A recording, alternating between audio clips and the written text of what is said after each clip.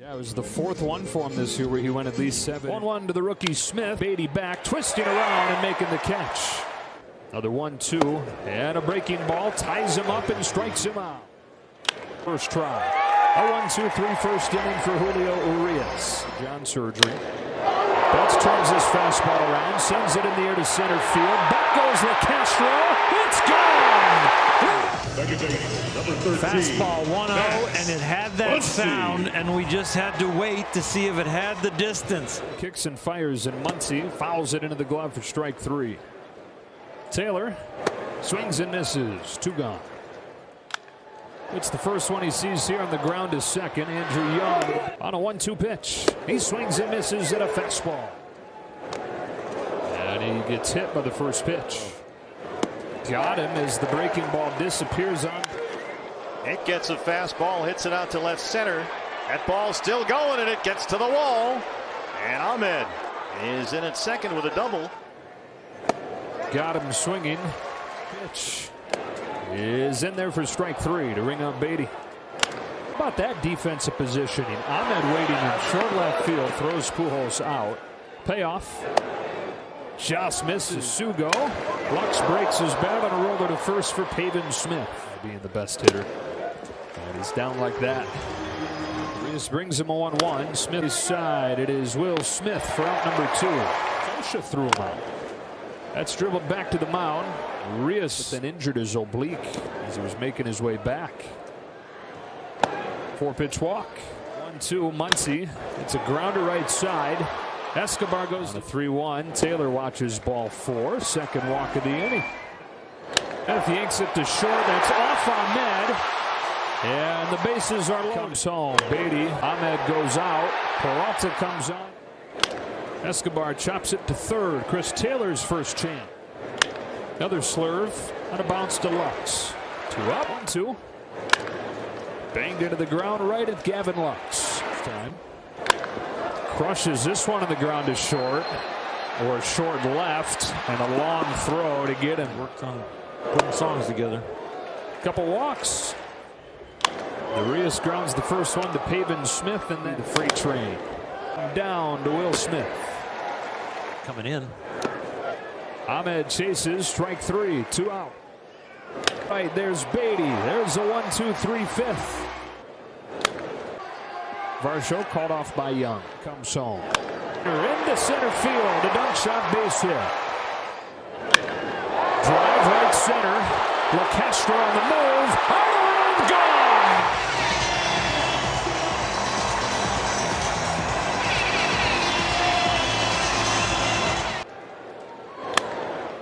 Smith called off by Young, but he didn't hear it. Beatty down swinging with a back foot breaking ball. Got him with a high fastball. Sugo. And Beatty. Another 1-2-3 inning. Pujols cracks a bouncing ball to third this time. And Escobar throws him out. Young makes quick work of him.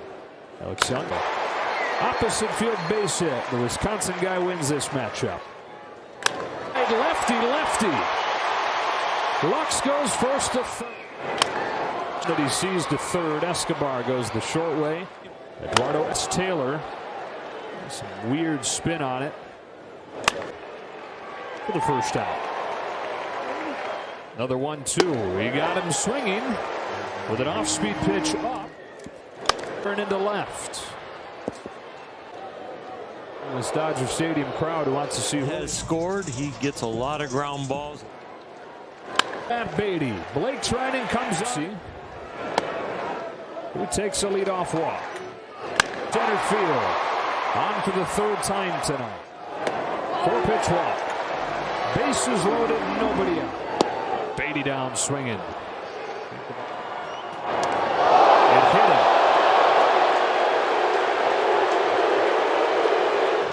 The Muncy in to score. It's 4-1. Sugo hits one in the air to short right center. Lux hits a ball deep down the line. Towards the pole. It's a granny. Gavin Lux coming to life.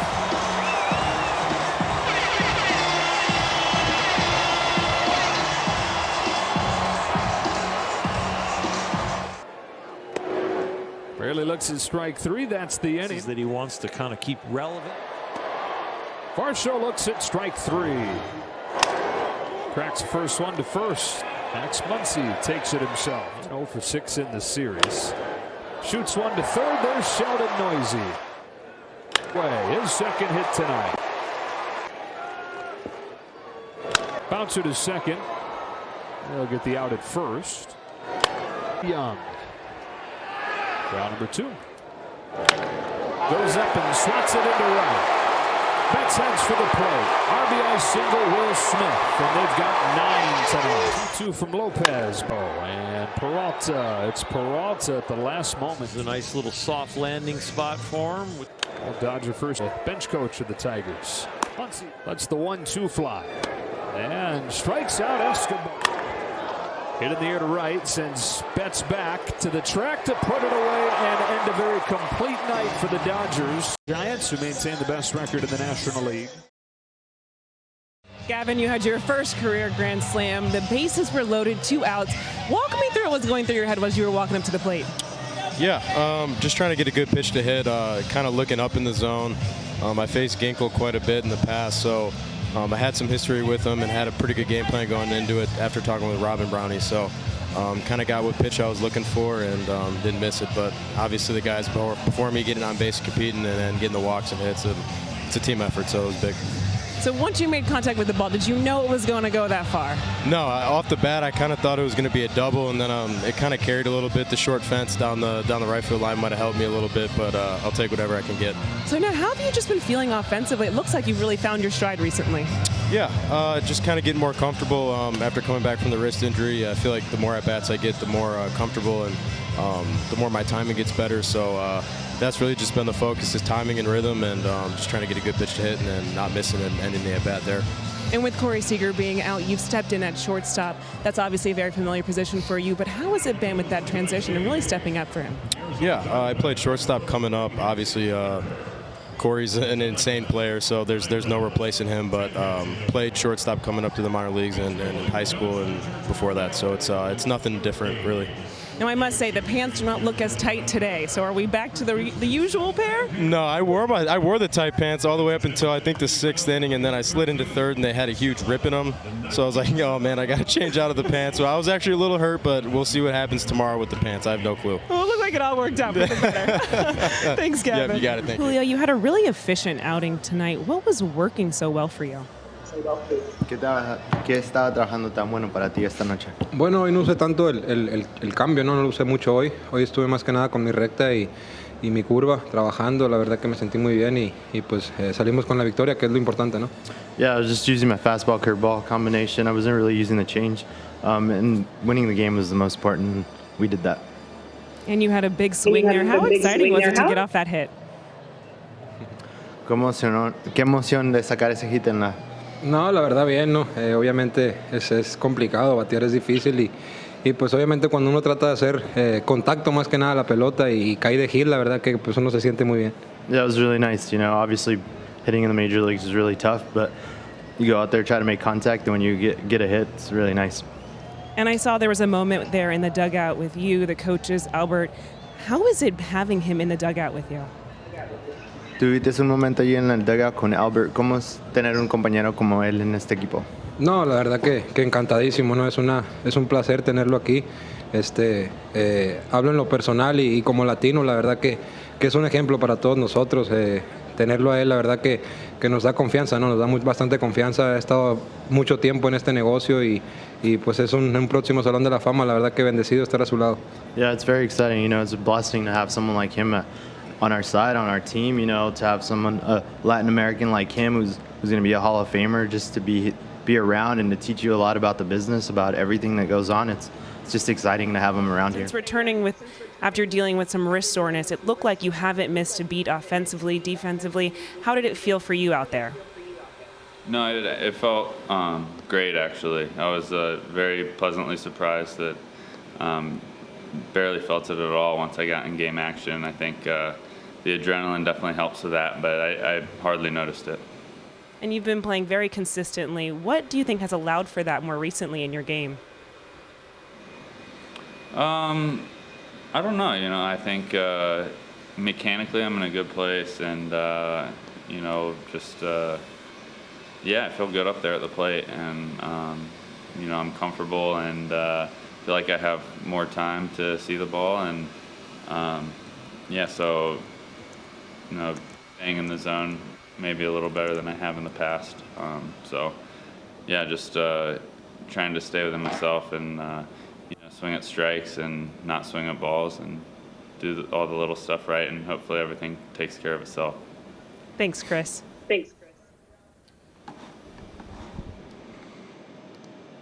Next question's from Rowan Kavner. Go ahead.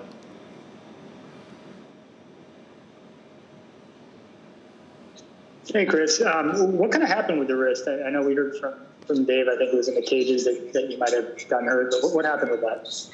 Yeah, it was weird. I was just hitting in the cage before the game on Sunday, and kind of just bit on me it's like a tendon in there, and yeah, it just didn't feel right, and I tried to do some stuff in the training room and get loose again right before the game, and it was still was you know, kind of firing up on me, so I thought it was not worth, you know, trying to go out there and play through it at the risk of making something you know, that would keep me out 1 or 2 games into something much bigger than that.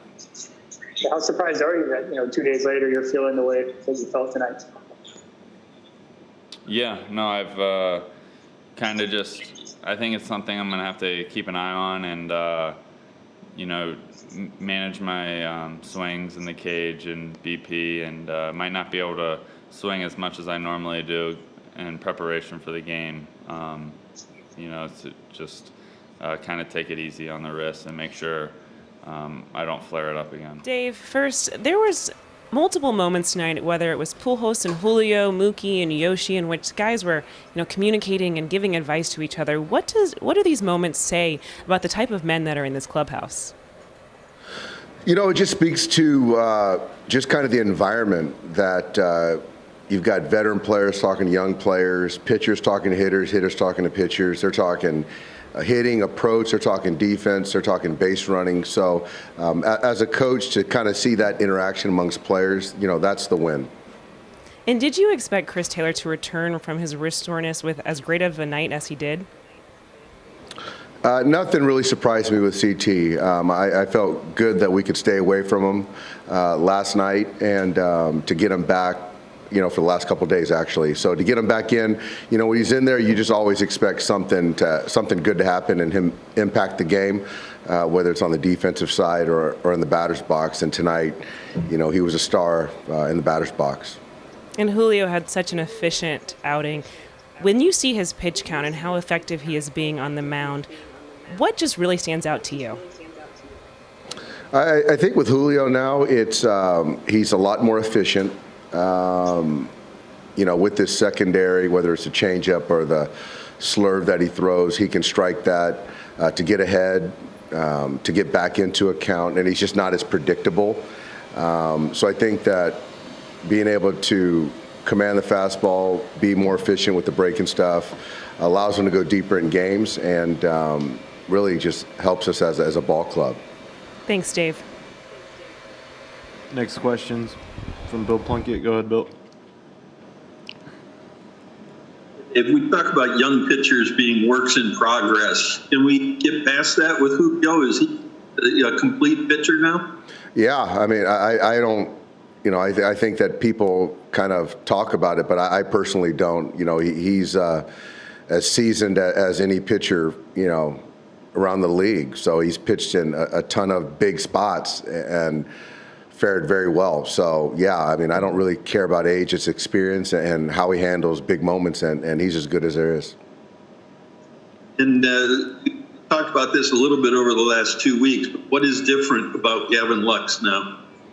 Gavin is just kind of, he's freed himself to basically be himself on a baseball field. And, you know, what that means is he's not afraid to make mistakes. He's just playing more relaxed. The focus is obviously still there, but he's just showing, he's letting his ability kind of take over, and the results obviously have been very good. You look at what he's done this month. He's played as well as anybody this month on both sides of the baseball.